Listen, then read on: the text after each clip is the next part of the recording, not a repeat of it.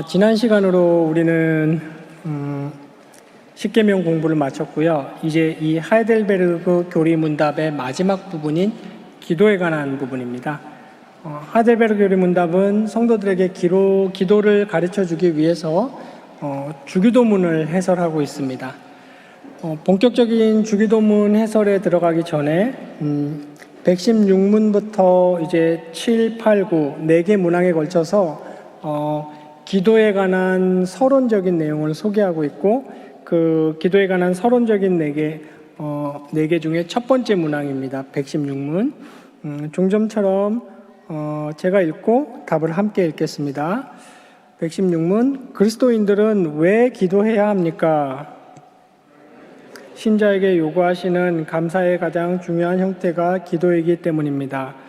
또한 하나님께서는 그의 은혜와 성령을 탄식하는 마음으로 끊임없이 구하며 그것에 감사하는 자들에게만 주시기 때문입니다.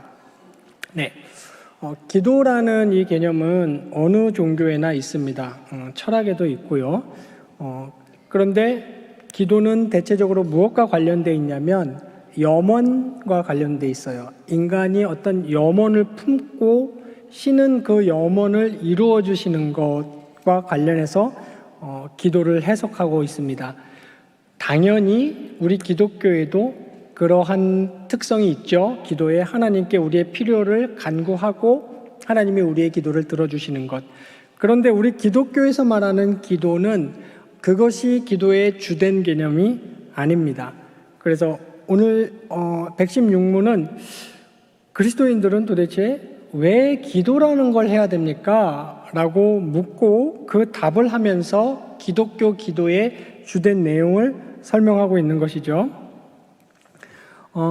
첫 번째는 기도가 하나님께 대한 감사의 가장 중요한 형태이기 때문입니다.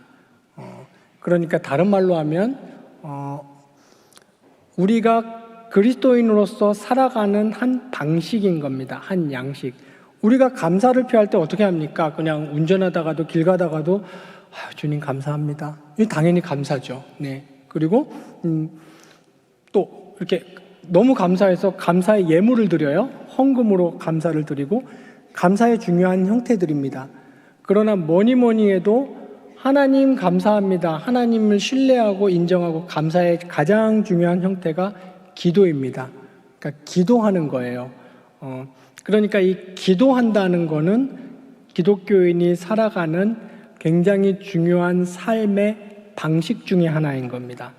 그리고 또 뿐만 아니라 기도 중에 기도의 내용을 통해서 하나님께 감사를 올리는 거죠.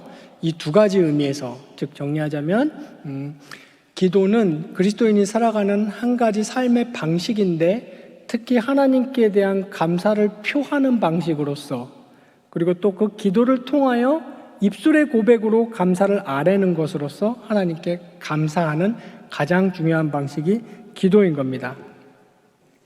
또 두 번째는 은혜와 성령을 주시는데 기도하는 자에게 주신다고 했습니다.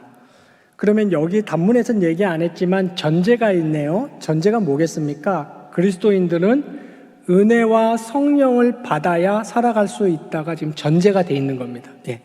단문에서는 얘기 안 했지만, 그러면 요게 있어야 살아갈 수 있다는 그 은혜와 성령을 받는 중요한 방식이 기도인 거죠. 근데 여기서 성령을 받는다는 말은 정확히 이렇게 이해하셔야 돼요. 성령 충만을 받는다는 말입니다. 왜냐하면 성령은 오셨다가 가셨다가 하나님이 주셨다 거두셨다 하는 게 아니거든요. 예, 중생인 회심할 때 한 번 내주하시면 영원히 내주하시는 게 성령입니다. 그래서 성령이 충만할 때가 있는가 하면 에베소서에서 말한 것처럼 성령을 근심케 하는 순간이 있는 겁니다. 그래서 성령을 주신다 이 말은 성령 충만을 주신다는 말이고 또 은혜를 주신다. 그래서 기독교인이 살아갈 때 꼭 필요한 두 가지, 성령 충만과 은혜는 기도하는 자에게 주신다. 그런데 이 은혜는 일반적인 은혜가 아니죠. 신적 은혜, 일반적인 은혜는 기독교인이 아니라도 다 받아 누립니다. 이걸 우리 일반 은혜라고 부르죠. 네, 무신론자들이나 심지어는 기독교를 욕하는 반기독론자들도 하나님의 은혜를 받아 누려요. 만약에 하나님의 은혜가 없으면 이 세상은 짐승의 세계하고 똑같아질 겁니다. 예. 힘쓴 사람이 잡아먹고 누르고 하루아침에 지옥고 아수라장이 돼요. 왜냐하면 인간은 타락했기 때문에. 근데 하나님의 은혜를 다 받아 누리지만 여기서 말하는 은혜는 뭡니까? 특별한 은혜입니다. 그러니까 특별한 은혜의 본질은 구원이죠. 근데 그 특별한 은혜를 누리는 구원인들에게는 삶을 살아가는데 하나님은 그 사람이 구원인으로 살아갈 수 있는 진짜 특별한 은혜를 신자들에게 주십니다. 그래서 그 은혜를 말하는 겁니다. 그러니까 은혜와 성령 충만을 기도하는 자에게 주시고, 그런데 이렇게 두 가지가 이제 기도가 왜 필요한지 물었을 때 이 두 가지로 이제 정리를 했고요. 기도가 살아가는 감사를 표하는 중요한 양식이고, 은혜와 성령 충만을 받는 하나의 방식이고, 근데 기도하는 자의 자세를 마지막으로 언급했네요. 탄식하는 마음으로 끊임없이라고 표현을 했습니다. 여기 탄식하는 마음은 성경에 나오는 가난한 심령과도 같은 겁니다. 그러니까 한탄하는 거예요. 난 부족하다. 난 죄인이다. 하나님이 감사로 채워주시지 않으면, 하나님의 은혜를 주시지 않으면, 성령 충만을 허락하시지 않으면 내가 어찌할꼬 하면서 하나님 앞에서 정직하고 솔직하고 발가벗은 모습으로 하나님 앞에 그대로 기도를 하는 겁니다. 네, 그렇게 탄식하는 마음으로, 그리고 끊임없이, 그러니까 쉬지 않고 기도를 하는 것이죠. 기도는 무시기도가 있어요. 언제든지 기도할 수 있습니다. 일하면서도 샤워하면서도 그런 기도가 있지만, 특별히 하나님과 단둘이 대면하여 내가 남편, 자식, 직장 모든 걸 잊고 삶의 모든 요소를 다 잊어버리고 하나님과만 단둘이 딱 대면하는 특별한 시간을 따로 떼시는 게 중요합니다.